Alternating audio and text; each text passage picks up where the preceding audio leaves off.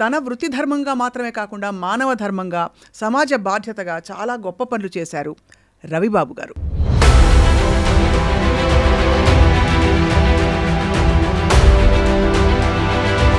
అసలు చిన్నప్పుడు మీకు క్లియర్ విజన్ ఉండేదా ఐఏఎస్ ఆఫీసర్ అవ్వాలని? మొట్టమొదటిసారిగా మా తండ్రి గారు నాకు ఇచ్చినటువంటి స్ఫూర్తి డాక్టర్ కావాలని చెప్పేసి. నేను ఎంత కష్టపడ్డా కూడా మా నాన్నగారి కోరిక నేను తీర్చలేకపోయాను.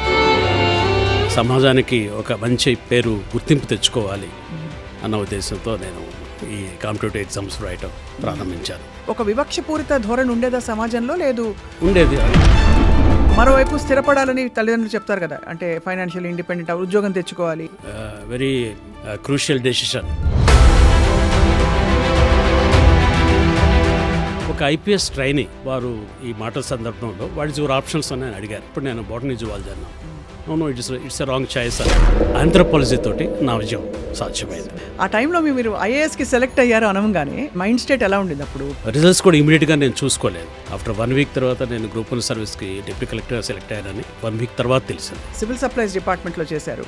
అలాగే అనేక మంచి కార్యక్రమాలు మీ ద్వారా జరిగాయి, బోల్డ్ అవార్డులు అందుకున్నారు.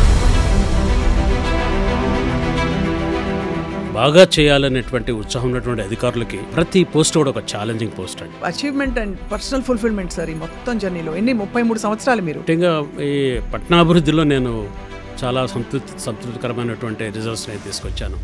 విజయవాడ సిటీ రూపురేఖలు మార్చాం. దాదాపు 8,000 హౌసెస్ మనం పూర్ పీపుల్కి JNNRM కింద మేము కట్టాము. జస్ట్ ఒక 10% మాత్రం మిగిలిపోయింది. అప్పుడు ఆర్థికంగా మున్సిపల్ కార్పొరేషన్ నుంచి అంత సదుపాయం లేదు. కాంట్రాక్టర్స్కి బిల్స్ పెండింగ్ ఉన్నాయి. కార్పొరేషన్ బ్యాంక్ చైర్మన్ గారిని కలవటం జరిగింది. అది మణిపాల్లో ఉండేది. కర్ణాటక రాష్ట్రం వెళ్ళి చైర్మన్ గారు అపాయింట్మెంట్ తీసుకొని నేను కలిసి ఆయనకు ఒక ప్రజెంటేషన్ ఇచ్చాను.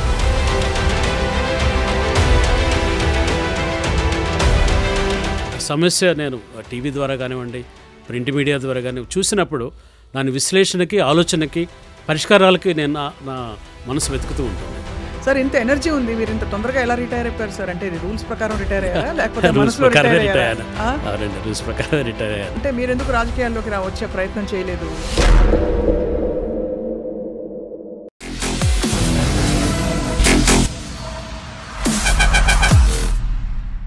అందరికీ నమస్కారం and welcome to this candid conversation. తెరపై ఉండే హీరోలని చాలా సందర్భాల్లో మనం కొనియాడుతాము, వాళ్ళ గొప్పతనాన్ని మనం చర్చించుకుంటూ ఉంటాం.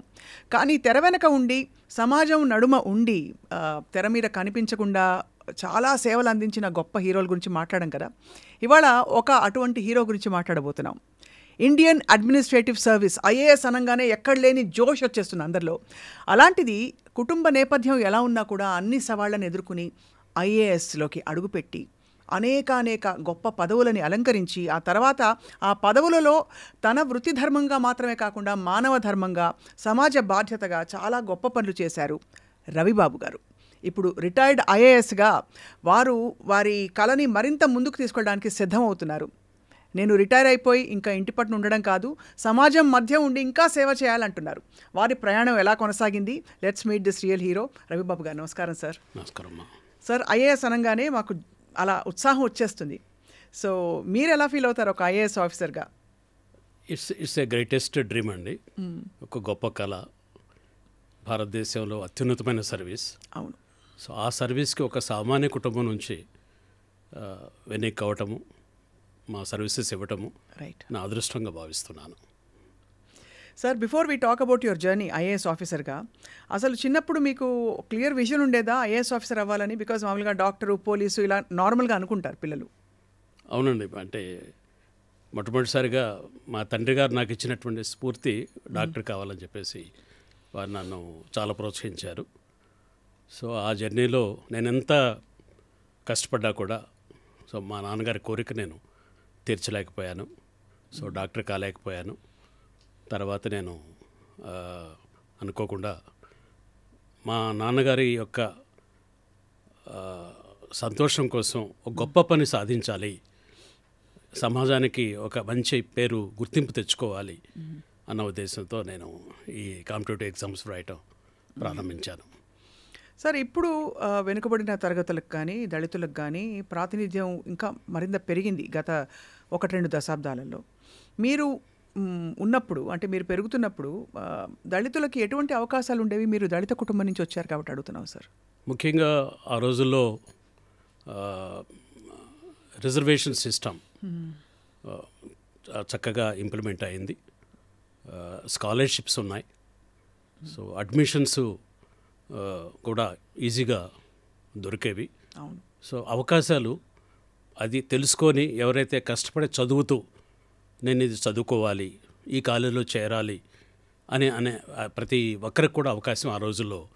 అది మొట్టమొదటి జనరేషన్ కాబట్టి.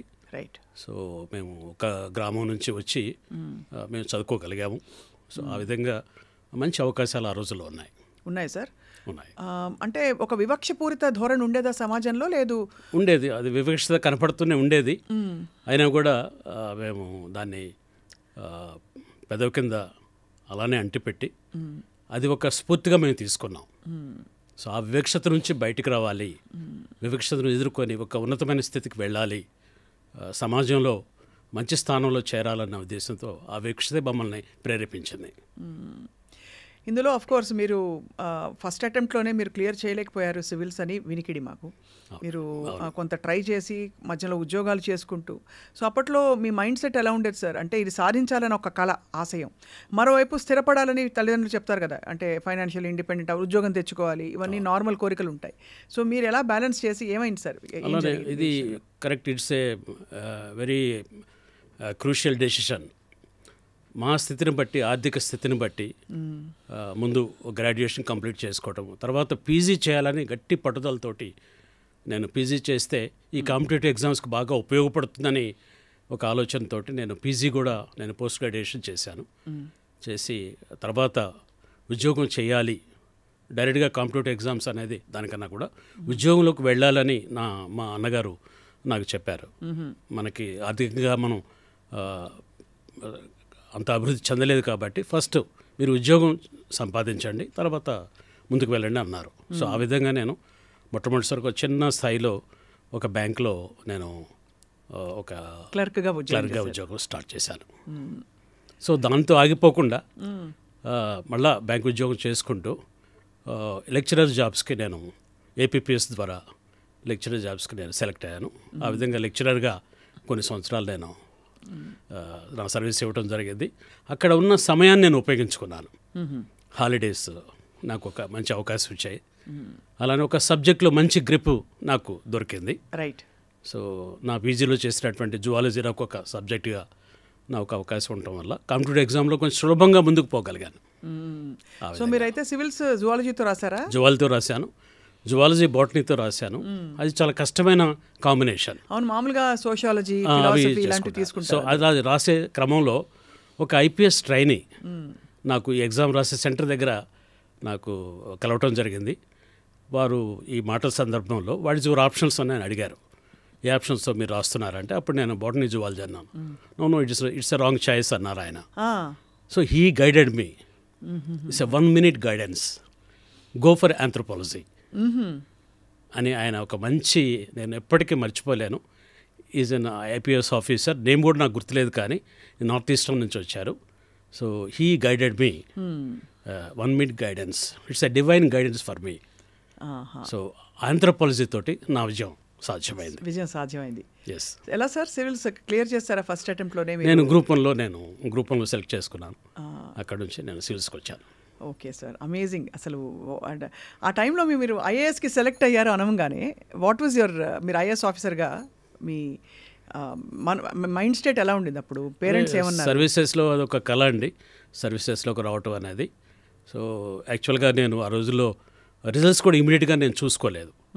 ఆఫ్టర్ 1 week తర్వాత నేను గ్రూప్ 1 సర్వీస్కి డిప్యూటీ కలెక్టర్గా సెలెక్ట్ అయ్యానని నాకు ఒక 1 week తర్వాత తెలిసింది.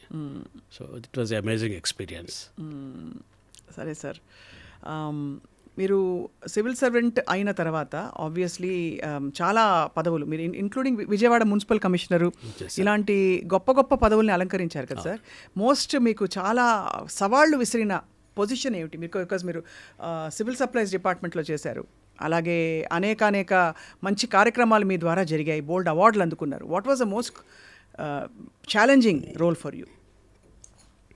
సివిల్ సర్వీసెస్లో బాగా చేయాలనేటువంటి ఉత్సాహం ఉన్నటువంటి అధికారులకి ప్రతి పోస్ట్ కూడా ఒక ఛాలెంజింగ్ పోస్ట్ అండి. అది మంచి ప్రైవేట్ పోస్ట్ కావచ్చు, లేకపోతే మామూలు సాధారణమైన పోస్ట్ కావచ్చు. కానీ దానిలో ఉన్నటువంటి బాధ్యతల్ని మనం బాగా నిర్వర్తించి ప్రజలకి సేవ చేయొచ్చు అనేటువంటి ఆలోచన ఉంటే అది ప్రతి ఒక్కటి కూడా ఛాలెంజ్గా ఉంటుంది. సో దాంట్లో మనం సేవలు చేయొచ్చు. ఈ క్రమంలో సార్ మీకు అంటే వ్యవస్థలో చాలా ఒత్తిళ్ళు ఉంటాయి. ఒక్కొక్కసారి అంటే వ్యక్తులతో నిమిత్తం లేకుండా అడుగుతున్నాను నేను మామూలుగా. అలాంటప్పుడు మీరు ఎలా డెసిషన్ తీసుకునేవారు? ఎలా లోబడి ఉండి but at the same time ఎక్కడ మీ ఇండివిజువాలిటీ కోల్పోకుండా నిర్ణయాలు తీసుకోవడం అనే ఆ క్రూషియల్ పాయింట్ దగ్గర ఎలా బ్యాలెన్స్ చేశారు? అవునండి, ఈ పాలసీ మేకింగ్లో ఇది చాలా కీలకంగా ఒక స్ట్రగుల్ లాగా ఉంటుంది. ఒక పక్కన మన హైరప్స్ని మనం వారి అనుకూలంగా వారి ఆదేశాల అనంగా మనం ఈ కార్యాన్ని ముందుకు తీసుకువెళ్ళాలి. అట్ ది సేమ్ టైం ఈ పాలసీలో ఇంప్లిమెంట్ చేసేటప్పుడు సవాళ్ళను ఎదుర్కొంటూ ఈ బెనిఫిట్ తగిన వ్యక్తులకు వెళ్తుందా లేదా, ఆ టార్గెట్ గ్రూప్కి చేరుతుందా లేదా అనేది కూడా ఆలోచిస్తూ మేము ముందుగా 2-3 సార్లు మంత్రి గారికి కానివ్వండి, పై ఉన్నటువంటి వారికి దాని యొక్క పూర్తి వివరాలు నేను ఎక్కువగా వారికి అర్థమయ్యేటట్టుగా నేను చెప్పడం జరుగుతుంది. అదేవిధంగా నేను ఫైల్లో కూడా దాన్ని విపులంగా వ్రాసి వారి అనుమతి తీసుకొని నేను ఈ కార్యాలు చేయడానికి వెళ్తూ ఉండేవాడిని. సార్ మీ ఫ్యామిలీలో మీరు కాకుండా ఎవరైనా వచ్చారా సార్ పబ్లిక్ సర్వీస్లోకి? ఇలాగా పబ్లిక్ సివిల్ సర్వీసెస్ ఇటువైపు రాలేదండి. జనరల్ సర్వీసెస్లో మా అన్నగారు చీఫ్ ఇంజనీర్ ఏపీ జెన్కోలో పనిచేశారు. సో అదేవిధంగా నా సోదరుడు కూడా ప్లానింగ్ డిపార్ట్మెంట్లో అడిషనల్ డైరెక్టర్గా ఉన్నారు. అసలు పబ్లిక్ సర్వీస్లో ఉండడం, ఇలా సివిల్ సర్వెంట్గా ఉండవు సార్, చాలా పవర్ఫుల్ పోస్ట్ కదా. సో మీ విజన్ ఎలా ఉండేది? What did you wish? మీకు ఇచ్చిన రోల్లో మీరు ఏం చేయాలని తప్పన అందరికీ ఒక నాడి ఉంటుంది, ఒక కోర్.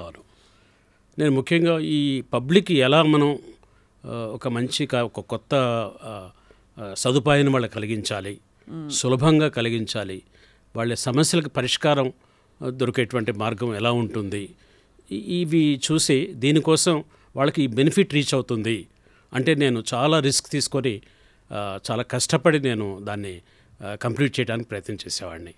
దీనికి నేను ఒక ఉదాహరణ మీకు చెప్తాను. తప్పకుండా సార్. నేను విజయవాడ మున్సిపల్ కమిషనర్గా ఉన్నప్పుడు దాదాపు 8,000 హౌసెస్ మనం పూర్ పీపుల్కి JNNRM కింద మేము కట్టాము. దాంట్లో దాదాపు అన్ని హౌసెస్ అన్ని కూడా కంప్లీషన్ స్టేజ్కి వచ్చినాయి. జస్ట్ ఒక 10% మాత్రం మిగిలిపోయింది. అప్పుడు ఆర్థికంగా మున్సిపల్ కార్పొరేషన్ నుంచి అంత సదుపాయం లేదు. కాంట్రాక్టర్స్కి బిల్స్ పెండింగ్ ఉన్నాయి. అవి కంప్లీట్ చేయడానికి ఆర్థిక వనరులు మనకు కావాలి. అవును. దాని కొరకు నేను కార్పొరేషన్ బ్యాంక్ చైర్మన్ గారిని కలవటం జరిగింది. అది మణిపాల్లో ఉండేది. కర్ణాటక రాష్ట్రం వెళ్ళి చైర్మన్ గారు అపాయింట్మెంట్ తీసుకొని నేను కలిసి ఆయనకు ఒక ప్రజెంటేషన్ ఇచ్చాను. ఎందుకు ఇంత చిన్న అమౌంట్కి మీరు ఎందుకు ఒక 50-60 కోట్లు మాత్రమే లోన్ కోసం వెళ్ళాము, ఎందుకు ఇంత రిస్క్ తీసుకొని మీరు ఎందుకు వచ్చారు అని అడిగారు ఆయన. నేను ఒకటే చెప్పాను, అక్కడ ఈ 6,000 హౌసెస్ నేను షిఫ్ట్ చేస్తే ఈ 6,000 మంది ప్రజలు చాలా బీదవారు. అటు కెనాల్స్ పక్కన, రోడ్డు పక్కన ఎంక్రోచ్మెంట్స్లో అతి దమనీయమైన స్థితిలో చిన్న చిన్న ఇళ్లలో వాళ్ళు ఉంటూ ఉన్నారు. ఒక చిన్న గదిలో ఒక 5-6 వ్యక్తులు ఉంటారు. వారందరికీ ఈ సదుపాయం కలిగిస్తే వాళ్ళు ముందు రెంటల్స్ బర్డన్ నుంచి విముక్తి అవుతారు, మంచి ఆరోగ్యకరమైనటువంటి ఇంట్లో ఉంటారు, పిల్లలకి మంచి సదుపాయాలు, ఆ డబ్బుని రెంటల్కి ఏదైతే మనం ఖర్చు పెడుతూ 3,000-4,000 కడుతూ ఉన్నామో అది పిల్లల చదువులకి, వాళ్ళ ఆరోగ్యానికి, ఆ కుటుంబానికి ఉపయోగపడుతుంది. త్వరగా వాళ్ళని ఆ కొత్త ఇంట్లోకి ఇచ్చి వారికి ఈ సదుపాయం కలిగిస్తే ఆ కుటుంబంలో చాలా మార్పు వస్తుందని వారికి నేను ఎక్స్ప్లెయిన్ చేశాను. అది వారికి బాగా నచ్చి ఇమీడియట్గా ఆ లోన్ శాంక్షన్ చేశారు. ఆ విధంగా హౌసెస్ కంప్లీట్ చేసి విజయవాడ పట్టణంలో చాలామందికి ఈ పథకం ద్వారా నేను లబ్ధి చేకూర్చాను. డైరెక్ట్గా ప్రజలకి మనం చేసిన పని వల్ల మంచి జరిగింది అన్నప్పుడు వాళ్ళ మొహాల్లో చిరునవ్వు, సంతృప్తి, ఒక నమ్మకం, అది ఊహించుకోవడం చాలా కష్టం సార్. అంటే అవునండి, వాళ్ళు ముఖ్యంగా అది ఆ బెనిఫిట్ చేరినప్పుడు ఇంకొక అనుభవం కూడా మీకు చెప్తాను. విజయవాడ మున్సిపల్ కమిషనర్గా ఉన్నప్పుడు చాలామంది వర్కర్స్ చాలా చిన్న వయసులో చనిపోతారు. ఎందుకంటే వాళ్ళు హెజార్డియస్ జాబ్ చేస్తారు. ఓడవటము, డ్రైనేజ్ క్లీన్ చేయటము, ఇవన్నీ కూడా హెల్త్ పాడవుతూ ఉంటుంది, చనిపోతారు. వాళ్ళకి కారుణ్య అపాయింట్మెంట్స్ వాళ్ళ పిల్లలకి ఇవ్వాలి. సో ఆ విధంగా నేను వెళ్ళి అక్కడ చెక్ చేసినప్పుడు దాదాపు 250 మందికి ఈ కంపాషనేట్ అపాయింట్మెంట్స్ పెండింగ్ ఉన్నాయి. అవి నేను ఒక 1 వీక్ 1 మంత్లోనే అన్ని ఎంక్వైరీస్ చేయించి వారి కుటుంబాలకి నేను ఉద్యోగాలు ఇవ్వాలని చెప్పేసి వారికి ఉద్యోగం ఇచ్చాను. అప్పుడు వాళ్ళ కళ్ళల్లో ఆనందం చాలా గొప్పగా అనుభూతి నేను చూశాను. సో ఆ విధంగా ఎవరికైతే అది ఆ బెనిఫిట్ చేరాలో వారి కోసం నేను ప్రత్యేకంగా శ్రమ తీసుకొని దాని మీద దృష్టి పెట్టి ఆ బెనిఫిట్ని వారికి అందేటట్టు చేసేవాడిని. సార్, వెనుకబడిన తరగతుల అభ్యున్నతి కోసం కూడా మీరు చాలా ప్రత్యేక కృషి చేశారు. బికాస్ మీరు డైరెక్ట్గా కష్టాలు చూశారు. అవునండి. అండ్ సో ఎలాంటి కార్యక్రమాలు మీకు విజయాన్ని ఇచ్చాయి సార్ ఇటువంటి? ముఖ్యంగా ఈ బడుగు బలహీన వర్గాలు, దళిత, ఆదివాసీలకి అభివృద్ధి అనేది చాలా కీలకమైనటువంటిది. అవును. వాళ్ళ జీవితాల్లో మార్పు రావాలంటే అభివృద్ధి ఒక ముఖ్యమైనటువంటి సాధనం. నా ఉద్దేశంలో అండి, అభివృద్ధి అనేది అభివృద్ధిలో విద్య, ఆరోగ్యం, ఉపాధి, ఈ 3 లేకుండా అభివృద్ధి ఉండదు. కరెక్ట్. సో ఈ 3 ఒకేసారి మనం ఇవ్వలేము. ఇవ్వాలి, కలిగి ఉండాలి. ఈ 3ని దృష్టిలో పెట్టుకొని మన ప్రణాళికలో ఉండాలి. ముఖ్యంగా విద్య ద్వారా ఆ కుటుంబం అభివృద్ధి చెందాలి. అవును. సో విద్య అనేది ఒక ప్రాథమికమైనటువంటి అంశం. అవును సార్. ఆ కుటుంబంలో పిల్లలు చదువుకొని గ్రాడ్యుయేట్ అయ్యి మరి ఉపాధికి అవకాశాలకి వాళ్ళకి సంసిద్ధం కావాలి. అవును. అప్పుడే ఆ కుటుంబంలో వెలుగు మనం చూడగలుగుతాం. కరెక్ట్. సో ఈ జర్నీలో తల్లిదండ్రులకు ఆరోగ్యం ఉండాలి. అవును సార్. తల్లిదండ్రులు ముఖ్యంగా తల్లికి మరి ఆరోగ్యం ఉండాలి. ఆ కుటుంబాన్ని సంరక్షించేటువంటి బాధ్యత తల్లిదండ్రులు ఇద్దరి మీద ఉంటుంది. వారు ఆరోగ్యంగా ఉండి వాళ్ళు కష్టపడి పనిచేసి ఆ శ్రమను పిల్లలకి ముందుకు తీసుకుపోవడానికి ఉపయోగపడుతుంది. సో దాంతోనే ఈ పిల్లలు కూడా, అందుకని ప్రభుత్వం ఇచ్చేటువంటి హాస్టల్స్, కాలేజీలో వాళ్ళు చేరి వాళ్ళు ఆ విద్యను కంప్లీట్ చేస్తే this is a journey of 10 సంవత్సరాల సమయం పడుతుంది. అవునండి. ఒక కుటుంబం అభివృద్ధి చెందాలి అంటే ఇట్స్ నాట్ ఏ మ్యాజిక్. ఒక 1 ఇయర్లో, 1 సంవత్సరంలో, ఒక 5 సంవత్సరాల్లో ఆ కుటుంబం మనం పైకి తీసుకురాలేము. దీనికి ఎంతో పట్టుదలతోటి ఒక ప్రణాళికబద్ధంగా మనం ఈ విద్యా, ఆరోగ్యాన్ని, అవకాశాన్ని మనం ఒక ప్యాకేజ్ లాగా ఇచ్చి ఆ కుటుంబానికి మనం అందించగలిగితే తప్పనిసరిగా ఒక డికేడ్, ఒక 10 సంవత్సరాల కాలంలో ఆ కుటుంబంలో మనం వెలుగులు చూస్తాం. తప్పకుండా సార్. మనం చాలామంది అనుకుంటాం మనం పెన్షన్ ఇచ్చాం కదా, చిన్న చిన్న సదుపాయాలు మనం ఇస్తున్నాము, చిన్న మనం ప్రతి కుటుంబానికి మనం ఏదో ఒక సహాయం చేస్తున్నాం, మన ప్రభుత్వం సహాయం చేస్తూ ఉంది. ఇవి మౌలికంగా కొంతవరకు ఆ కుటుంబానికి ఆధారంగా ఉపయోగపడతాయి. లిఫ్ట్మెంట్కి సాధ్యం కాదు. ఇది అభివృద్ధిని మాత్రం అవి దైనందిన కార్యక్రమాలకు అది సహాయపడుతుంది. అవును. కానీ అభివృద్ధి మనం చూడలేం. అభివృద్ధి అంటే ఎలాగంటే అండి, నేను ఒక మాటలో చెప్తాను. ఒక కుటుంబం, ఒక వ్యక్తి తన సంపాదనలో ఈవినింగ్ ఇంటికి చేరే ముందు 1 డజన్ అరటిపళ్ళు తీసుకొని పోయి ఆ కుటుంబాన్ని సంతోషపెట్టగలుగుతున్నారా? అతని సంపాదనలో ఆ సాటిస్ఫాక్టరీ లెవెల్ ఆ కుటుంబానికి చేరాలి. సో ఆ కుటుంబంలో ఒకళ్ళే ఏదో ఉద్యోగం సంపాదించి అతను వస్తే ఆ కుటుంబం పైకి వచ్చినట్టు కాదు, సంపూర్తిగా అభివృద్ధి కాదు అది. అవును. కుటుంబంలో 2 ముగ్గురు. అవును. సో ఒక అమ్మాయి ఉంటే టీచర్ కావాలి, ఒక అబ్బాయి ఉంటే కానిస్టేబుల్ కావాలి, ఇంకొకరు ఉంటే ఒక ఇంజనీర్ కావాలి. It's a package. అందరూ ఒకేసారి. అభివృద్ధి అనేది ఎట్ ఎ టైం. అవును. It's not instrumental. ఒకళ్ళ తర్వాత అనేది కాదు ఇక్కడ. అందరూ ఎట్ ఎ టైం. అభివృద్ధి అనేది ఎట్ ఎ టైం అండ్ అన్రివర్సబుల్. అవును. అభివృద్ధి సాధించిన తర్వాత మళ్ళీ ఎన్నికపోరు. అండ్ మీరు అనేది దానికి వాళ్ళకి కావాల్సిన పరిస్థితులు సమకూర్చాలి. అంటే విద్యకి, ఆరోగ్యానికి సమాన అవకాశాలు, ఉపాధి ఉంటే మళ్ళీ వెనక్కిపోడు, మళ్ళీ కష్టాల్లో పడ్డు. విద్య ఉంటే విద్యతోటి అనేక అవకాశాలు అతను చూసుకుంటాడు. అవును. అతని విజన్ వైడ్గా ఉంటుంది. Correct sir. ఒక ఉద్యోగం కోల్పోయినా ఇంకొక ఉపాధిలోకి వెళ్తాడు. అవును. సో ఇంకొక వ్యాపారం చూస్తాడు. మల్టీ డైమెన్షనల్ స్కిల్ డెవలప్ కావాలి. సో అప్పుడే అభివృద్ధి సాధ్యపడుతుంది. ముఖ్యంగా ఆదివాసీలు, దళితులు ఇది సాధించిన రోజే అది అభివృద్ధి అండి. అంబేద్కర్ కళ కూడా అదే. అవును సార్. సమాన అవకాశాలు. అందరూ చదవాలి, కుటుంబంలో అందరూ చదవాలి. అమ్మాయిలు, బాలికలు చదవాలి, అబ్బాయిలు చదవాలి. వారందరూ చదివి వారు నైపుణ్యతను సాధించి ఉద్యోగ, ఉపాధి అవకాశాల్లో ముందుకు వెళ్ళినప్పుడే అంబేద్కర్ కళ సాకారం అవుతుంది. ఈ మధ్య కాలంలో బాగా ఫోకస్ పెరిగింది కదా 2 తెలుగు రాష్ట్రాల్లో కూడా. ఇక్కడ అంబేద్కర్ గారి విగ్రహం దాదాపుగా ఒక దిక్సూచిలాగా గత ప్రభుత్వం నిర్మించి ఆ విధంగా వాళ్ళు కొనసాగారు. ఇప్పుడు ఆంధ్రప్రదేశ్లో కూడా అదే చేస్తారు. అండ్ అంబేద్కర్ ఫిలాసఫీ ఇప్పుడు జనంలోకి విపరీతంగా పుంజుకోవడానికి కారణాలు ఏంటంటారు సార్? అవగాహన చైతన్యం పెరిగిందంటారా? చైతన్యం తప్పనిసరిగా పెరిగిందండి. అంబేద్కర్ గారి యొక్క ఆయన విగ్రహమే ఒక స్ఫూర్తిలాగా చైతన్యంలాగా కనపడుతూ ఉంటుంది. సో ముఖ్యంగా ఆయన అందరూ యాక్సెప్టబిలిటీ ఎందుకు వచ్చిందంటే ఇంతవరకు గతంలో ఆయన ఒక రిజర్వేషన్ పాలసీలో మంచి అవకాశాలు క్రియేట్ చేశారు. విద్యా తర్వాత చట్టసభలో కూడా అవకాశాలు వచ్చినాయి.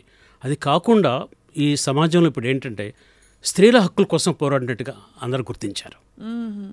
కార్మికులు వాళ్ళ హక్కుల కోసం పోరాడినట్టుగా అందరూ గుర్తించారు.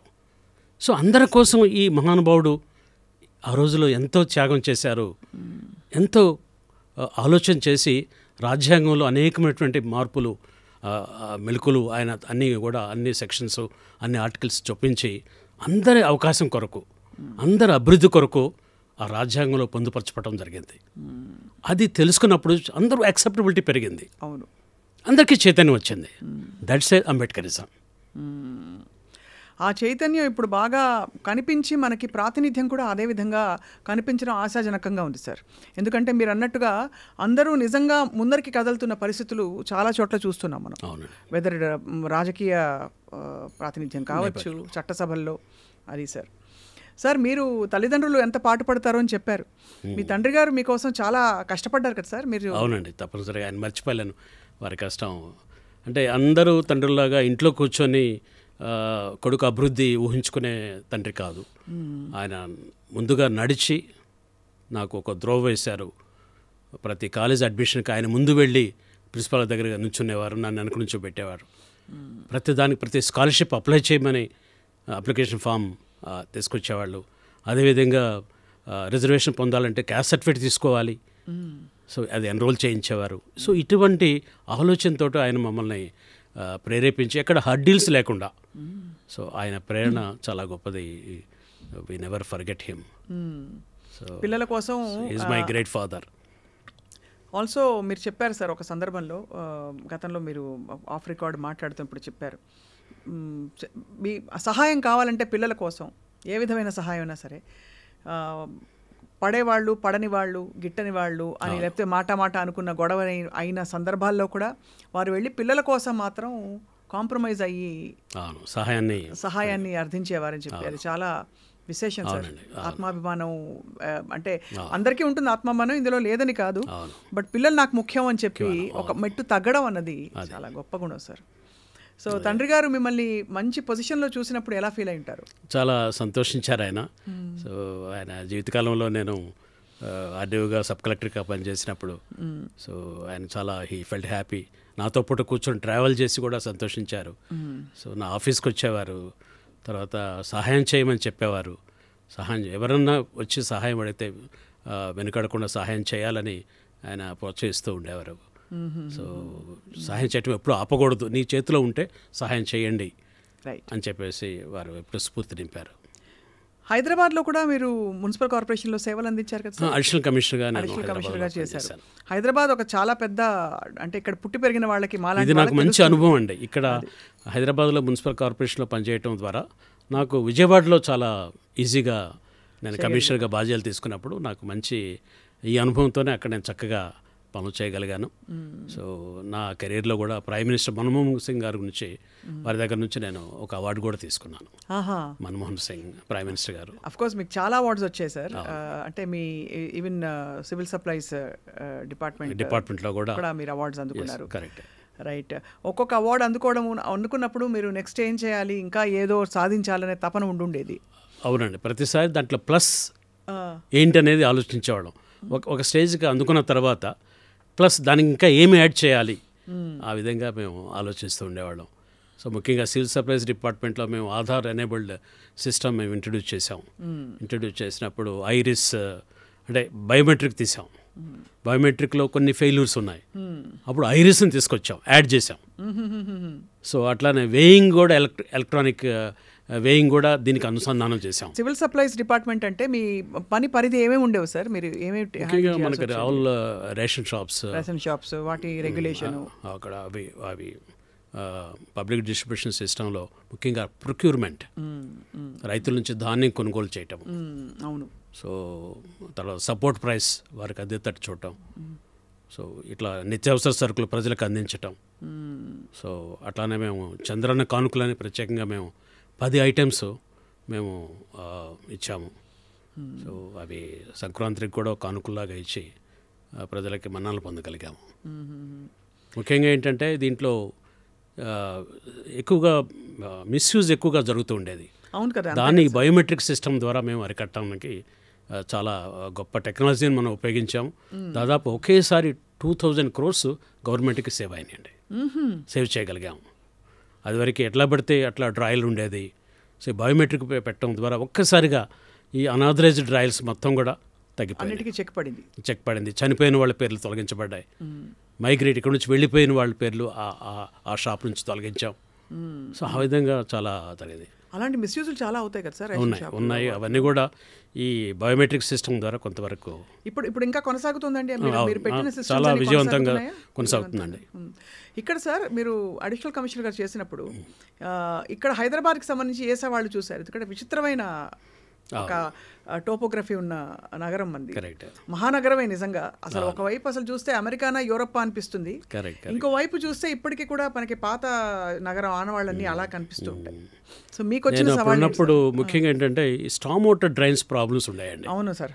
అది స్టామ్ వాటర్ డ్రైన్స్ వర్షాకాలం వచ్చిందంటే మునిగిపోతూ ఉండేవి. వాటికి ఒక ప్రాజెక్ట్ రిపోర్ట్ అప్పుడు దాదాపు మేము 300 crores తోటి తయారు చేసాం. సో అది ఇంప్లిమెంట్ చేయటం వల్ల కొంతవరకు డీసిల్టింగ్ చేసి ముందుగానే వర్షాకాలం ముందుగానే ఈ డ్రైన్స్ అన్నీ కూడా డీసిల్ట్ చేసి కొంత ఈజీ ఫ్లో కోసం అనేది ఒక మంచి కార్యక్రమం టేకప్ చేసాం. మొట్టమొదటిసారిగా పబ్లిక్ పార్కింగ్ ఒకటి కొత్తది డెవలప్ చేసాం. ఆటో గేట్ ఇప్పుడు మనం చూస్తూ ఉంటాం. అది ఫస్ట్ మనం జిహెచ్ఎంసీలో స్టార్ట్ చేసాం. అది కార్డ్ తోటి హ్యాండ్ హెల్డ్ డివైస్ ఇప్పుడు వస్తుంది కదా, అది ఫస్ట్ మనం స్టార్ట్ చేసాం. సో ఈ రెండు అప్పుడు సంజయ్ జాజు గారు మున్సిపల్ కమిషనర్గా ఉండేవారు, వారి ఆధ్వర్యంలో ఈ కార్యక్రమాలు చేశాం. అట్లానే elections, first MLC elections house legislative కౌన్సిల్ని రీస్టార్ట్ చేశారు రాజశేఖర రెడ్డి గారు. సో దానికి ఏర్పాట్లు కూడా నేనే చూశాను. సో ఆ రూల్స్ తయారు చేశాను. సో ఫస్ట్ మళ్ళీ రీఇన్స్టిట్యూట్ చేసినప్పుడు ఎన్టీ రామారావు గారు కౌన్సిల్ని వారు తొలగించారు. తర్వాత రాజశేఖర రెడ్డి గారు వారు రీఇన్స్టిట్యూట్ చేశారు. దానికి అన్ని ఏర్పాట్లు, రూల్స్ తయారు చేయటం అవన్నీ కూడా నేను కీలక పాత్ర పోషించారు. సో చాలా సంతృప్తికరమైన జర్నీ మీది. చాలా what was your biggest achievement and personal fulfilment sir ఈ మొత్తం జర్నీలో? 33 సంవత్సరాలు మీరు అంటే సర్వీసెస్లో ఉన్నారు కాబట్టి. ముఖ్యంగా ఈ పట్టణాభివృద్ధిలో నేను చాలా సంతృప్తికరమైనటువంటి రిజల్ట్స్ నేను తీసుకొచ్చాను. విజయవాడ సిటీ రూపురేఖలు మార్చాం. దాదాపు నా టైంలో 500 నుంచి 700 కోట్ల రూపాయల వరకు ఖర్చు చేసి రోడ్ వైండింగ్స్ కానివ్వండి, తర్వాత బీఆర్టీఎస్ రోడ్ అని ఒక ప్రత్యేకంగా స్పెషల్ ఒకటి ప్రాజెక్ట్లో కూడా కంప్లీట్ చేశాం. దాదాపు 8000 హౌసెస్ కంప్లీట్ చేశాము. సో పట్టణంలో ఉన్నటువంటి ముఖ్యంగా విజయవాడ పట్టణాన్ని అది రాబోయే క్యాపిటల్కి సిద్ధపరిచాను నేను. సో ఆ విధంగా drainage system, sewerage system, drinking water ఇవన్నీ కూడా ఎక్స్ట్రా అవి ఈ ప్రాజెక్ట్స్లో శాంక్షన్ చేయించి అప్పుడున్న పాపులేషన్ కన్నా ఎక్కువ మందికి ఉపయోగపడేటట్టుగా దాన్ని చేయటం అనేది ఇట్స్ ఏ బిగ్గెస్ట్ ఛాలెంజ్. నాకు చాలా మంచి పేరు వచ్చింది, మంచి సంతృప్తికరంగా చేయగలిగాం. కానీ రవిబాబు గారు, మనం మామూలుగా చూస్తే ఇప్పటికీ అంటే చాలా ఇప్పుడు మనకి ఎలా అయితే తెలంగాణలో కొన్ని వెనుకబడిన ప్రాంతాలు ఉన్నాయో, ఇప్పటికీ రాయలసీమలో లేదు ఉత్తరాంధ్రలో అక్కడ మనకి సమగ్రమైన అభివృద్ధి అంటే ఇంకా జరగాల్సింది చాలా ఉందని మనకు తెలుసు కదా సార్. సో ఆ ప్రాంతాల అభివృద్ధి ఒకవేళ జరగాలంటే మీరు మీ అడ్మినిస్ట్రేటివ్ ఎక్స్పీరియన్స్తో ఏం చేయాలని భావిస్తారు sir? What kind of development should happen in Rayalaseema and other backward areas ఏపీలో, అలాగే ఇక్కడ తెలంగాణలో కొన్ని ప్రాంతాలు? ఏ వెనుకబడిన ప్రాంతమైనా అభివృద్ధి చెందాలంటే మౌలిక వసతులు బాగా అభివృద్ధి చెందాలండి. అక్కడ విద్యా రంగంలో కూడా ఎక్కువ అభివృద్ధి సాధించాలి. అట్లానే విద్య సాధించిన తర్వాత ఉపాధి అవకాశాలు పెంచడానికి మనం అక్కడ కొన్ని ప్రత్యేకమైనటువంటి పరిశ్రమలు కానివ్వండి, అనుబంధ సంస్థలు కానివ్వండి. సో ఎప్పుడైతే మౌలిక వసతులు పెంచుతామో ఈ ఇన్ఫ్రాస్ట్రక్చర్తో పెంచుకుంటూ పోతే అక్కడ అభివృద్ధి స్టార్ట్ అవుతుంది. అవును, అక్కడ కొత్త ప్రాజెక్ట్స్ వస్తాయి, అది ఇరిగేషన్ పొటెన్షియల్ ఉంటే ఇరిగేషన్ పొటెన్షియల్ వస్తుంది. పారిశ్రామిక పరంగా అక్కడ నియరెస్ట్ పోర్ట్స్ కానీ నియరెస్ట్ రైల్వే నెట్వర్క్ కానీ ఉంటే అక్కడ పరిశ్రమలు రావడానికి ఎక్కువగా ఉంటుంది. అట్లా కాకుండా న్యాచురల్ రిసోర్సెస్ దాన్ని ట్యాప్ చేయాలి. అవును. సో అవి ట్యాప్ చేస్తే తప్పనిసరిగా తక్కువ సమయంలో మనం అక్కడ అభివృద్ధి సాధించవచ్చు. సో ఇవి ట్యాప్ చేయడానికి ముఖ్యంగా మౌలిక వసతులతోటి ప్రారంభం కావాలి. అవును, ఎకో సిస్టమ్ క్రియేట్ కావాలి. Ride and roll network, so అది స్టార్ట్ చేయాలి. సో ఇరిగేషన్ పొటెన్షియల్ ఉంటే దాన్ని ప్యారలల్గా మనం స్టార్ట్ చేయాలి. సో రైతులకి అక్కడ రైతు కూలీలకి అవకాశాలు మెండుగా వస్తాయి. అట్ ది సేమ్ టైం ఇంత అభివృద్ధి చేసేటప్పుడు మరి విద్యా అవకాశాలు కూడా పెంచాలి. అవును, పెంచితే అప్పుడు క్విక్గా it's at a time madam. అవును, ఇవన్నీ కూడా ఒకటి తర్వాత ఒకటి చేసుకుంటే కాదు, ఇది కాంప్రహెన్సివ్గా మనం ఆలోచించే పాలకులు. సో దీని అన్నిటి కూడా ఒక్కొక్క దానికి బేస్ చేసుకొని ఇంటర్ రిలేటెడ్గా అన్నీ ఒకేసారి ముందుకు తీసుకుపోతూ ఉంటే సడన్గా మనకి అభివృద్ధి కనపడుతుంది. అవును, it's just like sunrise. మనం రాత్రంతా కష్టపడి వెయిట్ చేస్తూ ఉంటాం, ఎర్లీ మార్నింగ్ ఒక్క క్షణంలోనే సూర్యుడు ఉదయిస్తాడు. అదేవిధంగా మనం ఈ వెనుకబడిన ప్రాంతాల్లో మౌలిక వసతులు, అట్లానే విద్యకు సంబంధించినటువంటి ఇన్స్టిట్యూషన్స్, అట్లా న్యాచురల్ రిసోర్సెస్ని మనం ట్యాప్ చేయడం కోసం అక్కడ గనులుంటే గనులు, లేకపోతే మరి ఏమి ఉన్నాయో అవన్నీ చూసి వాటికి తగిన విధంగా అభివృద్ధి పరచడానికి. సో ఇవన్నీ ఒకేసారి ప్లాన్ చేసి మనం ప్రభుత్వం ఒక ప్రణాళికబద్ధంగా ముందుకు వెళితే చాలా తక్కువ సమయంలో ఆ వెనుకబడిన ప్రాంతాన్ని మనం ఆ మ్యాప్ నుంచి తీసేయచ్చు. అవును, వెనుకబడి ప్రాంతంగా కాకుండా ఇట్స్ ఏ డెవలపింగ్ ఏరియాగా మనం మార్చేయచ్చు. అందరి దృష్టి ఎక్కడ మనం అందరి దృష్టి అటువైపు వెళ్ళాలంటే అందరి దృష్టితో అక్కడ పనిచేయాలి. అంతే, అందరి దృష్టి అక్కడ పెట్టి పనిచేయాలి. అవును సార్. సో ఆ విధంగా సమగ్రమైనటువంటి అభివృద్ధికి సాధ్యపడుతుంది. సాధ్యమండి, చేయగలం. సార్, ఇంత ఎనర్జీ ఉంది, మీరు ఇంత తొందరగా ఎలా రిటైర్ అయిపోయారు సార్? అంటే ఇది రూల్స్ ప్రకారం రిటైర్ అయ్యారా లేకపోతే రూల్స్ ప్రకారం రిటైర్ అయ్యాను? అవునండి, రూల్స్ ప్రకారం రిటైర్ అయ్యాను. మేబీ మరి ఆ రోజుల్లో కొంచెం ఏమన్నా ఏజ్ అది ఎక్కువ వేసారేమో తెలియదు కానీ సో సంభవ్ ఎర్లీగా రిటైర్ అయ్యాము. సో ఇంకా ఎనర్జీ నెక్స్ట్ అని ఎప్పుడైనా ఆలోచిస్తారా సార్ మీరు? అంటే మీరు ఎందుకు రాజకీయాల్లోకి వచ్చే ప్రయత్నం చేయలేదు? అంటే చేస్తామండి, ఉత్సాహం ఉంది. సో ప్రోత్సహిస్తే తప్పనిసరిగా ప్రజాసేవలోకి నిరంతరం పనిచేయాలని చెప్పేసి వారి అభివృద్ధికి కొత్త ప్రణాళికలు తీసుకొచ్చి తక్కువ సమయంలో వారిని అభివృద్ధి చేయడానికి చాలా ఎనర్జీ ఉపయోగించాలని చెప్పేసి నాకు ఉత్సాహంగా ఉంటుంది. అవకాశం, ప్రోత్సాహం ఇస్తే నేను ప్రజల్లోకి వెళ్ళి ప్రజల కొరకు నేను కష్టపడి పనిచేసి ప్రజాస్వామ్యమైన అభివృద్ధిని మనం చాలా ఫాస్ట్ ట్రాక్లో, త్వరితగతిలో ఈ అభివృద్ధిని ప్రజాస్వామ్య ప్లాట్ఫామ్లో మనం తీసుకురావచ్చు. అందులో మీకు చాలా కృషి చేస్తాను. క్షేత్రస్థాయి అనుభవం ఉంది మీకు. అవునండి. అంటే మామూలుగా రాజకీయాల్లోకి వచ్చిన వాళ్ళకి అంత అనుభవం ఇలాంటివి ఉండవు. ఏదో పొలిటికల్ ఇంజనీరింగ్ ఉంటుంది కానీ మనకి డెవలప్మెంటల్ ఇంజనీరింగ్ పెద్ద పట్టు ఉండదు. కరెక్ట్. మీకేమో చాలా అసలు మీ కోర్ ఏరియా అదే. అదే sir. So we wish to see you in politics. Thank you madam. And ఇంకొకటి సార్, ఒక సున్నితమైన ప్రశ్న. మామూలుగా బ్యూరోక్రాట్స్కి ఉండే ఒక అపకీర్తి, హై లెవెల్ ఆఫ్ కరప్షన్ ఉంటుంది బ్యూరోక్రాట్స్ అందరిలో ఏదో ఒక లెవెల్ ఆఫ్ ఇదేంటి. బట్ హ్యాజ్ ఇట్ ఎవర్, అంటే మీరు ఒక ఇబ్బందికర పరిస్థితిలోకి వచ్చి అలాంటి ఒత్తిళ్ళు మీ మీద ఎప్పుడైనా వచ్చాయా? అవన్నీ మేము సున్నితంగా నేను తప్పుకొని పక్కకెళ్ళిపోయానండి. కానీ అది ఎందుకు సార్? దాన్ని మారాలంటే ఏం చేయాలి? Because such a prestigious position ఇది, సర్వీస్ ఇది. కొంచెం అంటే సంశయం పాటించాలి. ముఖ్యంగా ప్రజల అభివృద్ధిని మనం దృష్టిలో పెట్టుకొని, కుటుంబ శ్రేయస్సును దృష్టిలో పెట్టుకొని, కుటుంబ శ్రేయస్సు, రైట్. సో ప్రజల అభివృద్ధి, అవకాశాలు చేజార్చుకోకుండా అది నేను కంటిన్యూస్గా పనిచేయాలి, కంటిన్యూస్గా నాకు అవకాశం ఉండాలి, నా కుటుంబ శ్రేయస్సు ఇంపార్టెంట్ అని ప్రజలు నేను ఈ విధంగా నేను త్రోవ తప్పితే ప్రజలకు సేవ చేసే అవకాశం పోతుంది. అవును. సో అవన్నీ కొంచెం సెన్సిటైజ్గా, ఇంటర్నల్ సెన్సిటైజేషన్ ఉండాలి ఆఫీసర్స్కి. Internal sensitisation, social responsibility, family responsibility also equally important. Absolutely sir. So ఇవి ఉంటే తప్పనిసరిగా ఇవి మనం జస్ట్ ట్యాకిల్ చేసుకుని పక్కెళ్ళిపోవచ్చు. సార్, ఇవి కాకుండా మీ హాబీస్? మీరు చదువుతారా? పుస్తకాలు, మ్యూజిక్ చదువుతాను. ముఖ్యంగా న్యూస్ పేపర్స్ ఎక్కువగా చదవటము, విశ్లేషించటము, ఆలోచించటమే నాకు ఎక్కువగా. ఒక సమస్య నేను టీవీ ద్వారా కానివ్వండి, ప్రింట్ మీడియా ద్వారా కానీ చూసినప్పుడు దాని విశ్లేషణకి, ఆలోచనకి పరిష్కారాలకి నేను నా మనసు వెతుకుతూ ఉంటుంది. పరిష్కారాలను వెతికేటువంటి మనసు నాకు. ఒక సమస్య నాకు కనపడితే దానికి ఇన్స్టెంట్గా పరిష్కారం ఎలా, దీనికి ఏ విధమైన పరిష్కారం మనం చూపించవచ్చు అనే ఆలోచన ఎప్పుడు తప్ప ఉంటుంది. సో అదే నా హ్యాబీ. చదువుతూ ఉంటాను.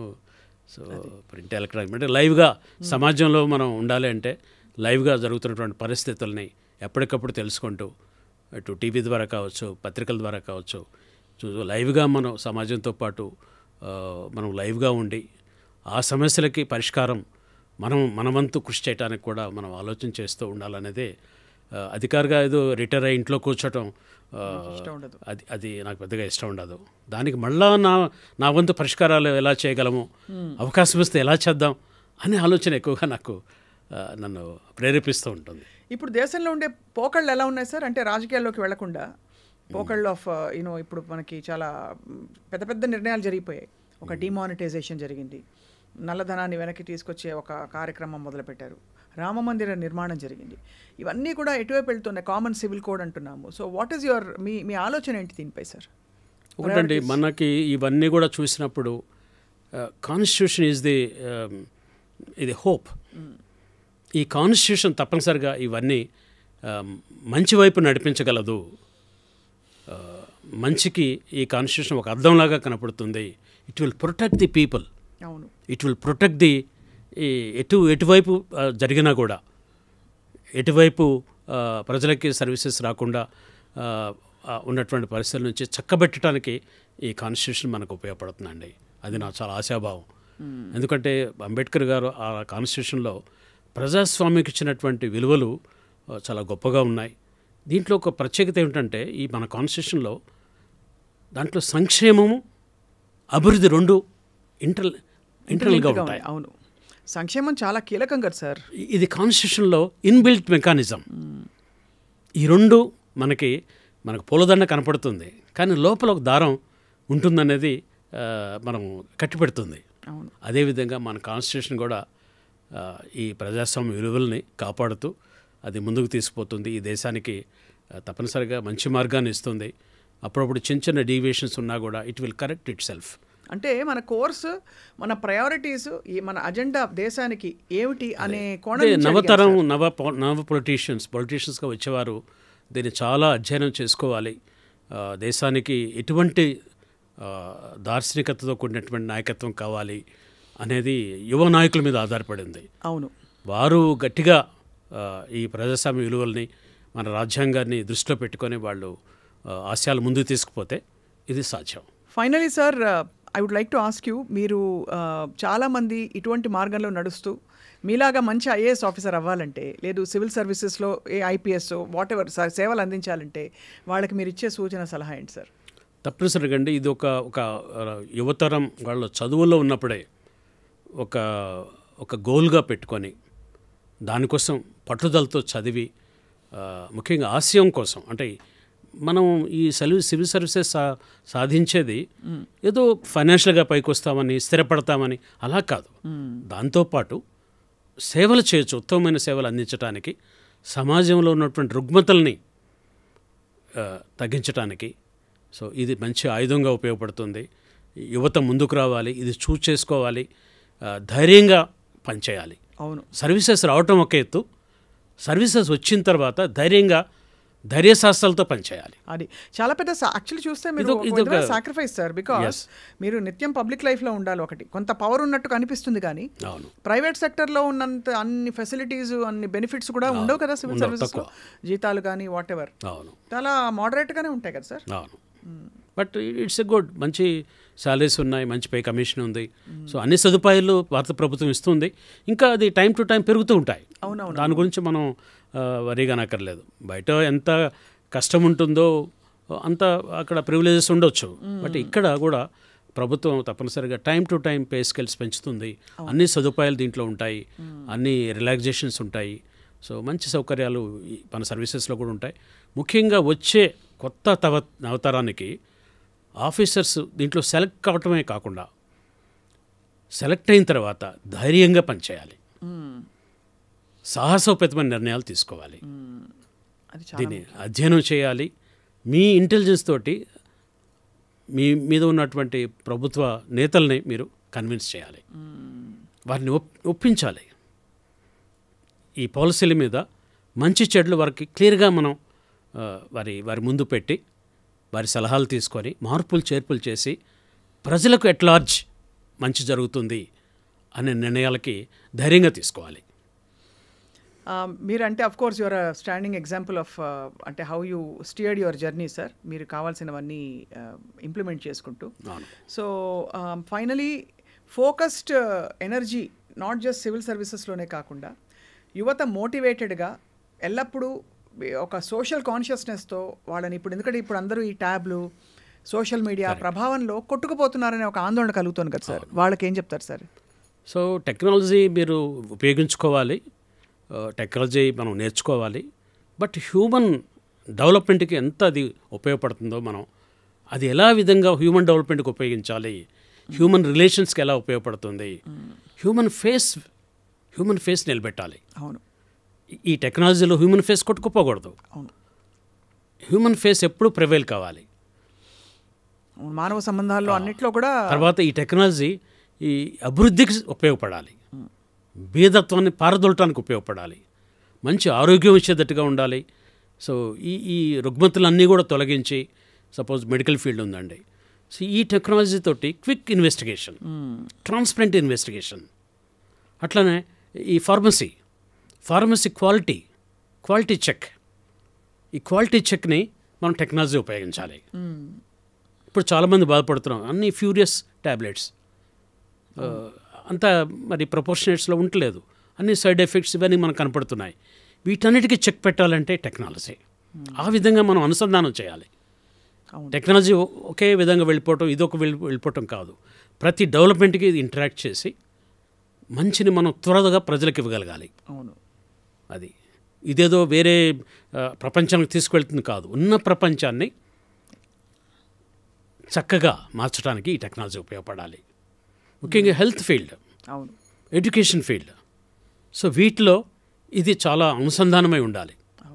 హెల్త్ అండి, క్విక్ ఇన్వెస్టిగేషన్స్, ఇప్పుడు మనం ఇన్వెస్టిగేషన్స్లో మనం మల్టిపుల్ ఇన్వెస్టిగేషన్స్ చేస్తాం, but at a one time ఈ టెక్నాలజీ ద్వారా సాధ్యపడుతుంది. అవును, తర్వాత రేట్స్ కూడా రీజనబుల్ రేట్స్ స్లాష్ డౌన్ అవుతాయి. అవును, అలా మనం దీన్ని ఉపయోగించుకోవాలి. ఫార్మసీ రంగంలో క్వాలిటీ చెక్, ఏది క్వాంటిటీ చెక్, ఎంత రిక్వైర్మెంట్, ఎంత పొటెన్సీ కావాలి, these are all the measures we have to incorporate and అంటే I think it will offset some of the evils we're seeing now. Sir మీ ఇంటర్వ్యూలో మీకు క్వశ్చన్ గుర్తుందా? చెప్పండి. మీకు ఇంటర్వ్యూ అయిందా సివిల్స్ అప్పుడు? అయిందండి, ఇంటర్వ్యూ అయింది. ఏమన్నా క్వశ్చన్ మీకు గుర్తుందా సార్? ఎక్కువగా సబ్జెక్ట్ మీద ఎక్కువగా అడుగుతారు. ఆ రోజుల్లో సబ్జెక్ట్ మీద ఎక్కువ కాన్సన్ట్రేట్ చేసేవారా? ఏమన్నా క్లిష్టమైన ప్రశ్న వేశారా, మీకు గుర్తుందా? క్లిష్టం అంటే ఎందుకు మీరు చూస్ చేసుకున్నారు అనేది ఒక కామన్ క్వశ్చన్ మనకి. దానికి ఏం చెప్పారు సార్ మీరు? అదే ఆ రోజుల్లో మనం ఏంటంటే మంచి అవకాశాలు ఉంటాయి, సర్వీస్ చేయొచ్చు అన్నట్టుగా, అలా విధంగా అలా మొత్తానికి అన్నీ దాటుకుంటూ వచ్చి ఇప్పుడు సార్ ఇక్కడ రవిబాబు గారు మీరు పబ్లిక్ సర్వీస్ మరింతగా మీరు విస్తరించడానికి రెడీగా ఉన్నారు సార్. థ్యాంక్ యూ అమ్మా. What is about your family sir? కొంచెం family, small family madam, my wife and ఇద్దరు children. So my wife beautiful wife, ఆమె చాలా మాకు సహకరిస్తూ, సో ఆమె కూడా షీఈ్ ఆల్సో ఎంప్లాయ్, టీచింగ్ ఫీల్డ్లో ఉన్నారు. వారు మాకు ఎప్పుడు ఫ్యామిలీని బాగా ఎక్కువగా మోటివేట్ చేస్తూ పిల్లలు మన ముందుకు తీసుకువెళ్తూ ఉన్నారు. పిల్లలు ఇటువైపు వచ్చారా సార్ సివిల్ సర్వీస్? లేదండి, వాళ్ళు జస్ట్ ఐటీ రంగంలో ఉన్నారు, విదేశాల్లో ఉన్నారు. Wonderful sir. చాలా అంటే ఎంతమంది మీలాంటి గ్రేట్ ఆఫీసర్స్ పాటుపడితే ఈరోజు మనకు ఒక సేమ్ సొసైటీ, ఒక ఇన్ఫ్రాస్ట్రక్చర్, ఒక ఎకోసిస్టమ్ ఉందో, it's hard to imagine. Thank you so much for all the great work you've done sir, and we wish to see you spreading your wings further and serving the society. Thank you madam, thank you so much. Thank you. I dream యజమాన్యానికి ప్రత్యేకంగా ధన్యవాదాలు తెలియజేస్తున్నాను.